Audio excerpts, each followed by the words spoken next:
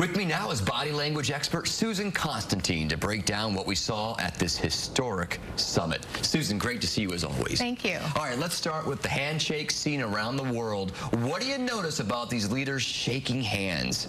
Well, this is a really important moment. If you notice that President Trump comes out with his hand already extended, so he is the initiator.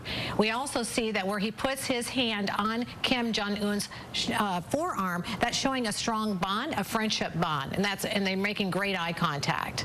He came unarmed, you said, and with the palm open. Correct. And then when President Trump came in, he had his hand slightly open this way, allowing for Kim Jong-un to come in and shake his hand to where he was actually more in a dominant role. But this was actually a power move because President Trump often does this to make the other person or disarm the other person to make them feel that they are on equal ground. Fascinating. All right, let's talk about them walking together. What do you see here? They are walking side by side. Their stride is exactly the same. Hands are still moving side by side.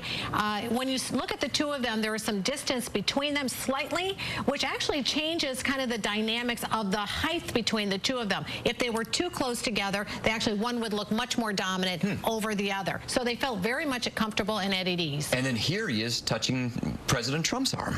So what's happening here is that Kim Jong-un is now mirroring President Trump's body language because President Trump touched the top forearm. He then now regained his power and control by then mirroring his body language and saying, I'm also in control.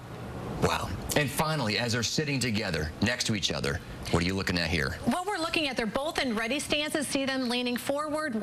Kim Jong-un is actually leaning in towards President Trump. He has open body language showing power. Anytime you open up your body language, that's power and control. President Trump now is leaning forward. He's sitting at the edge of the seat, leaning forward, and he has a low steeple. That's a power steeple.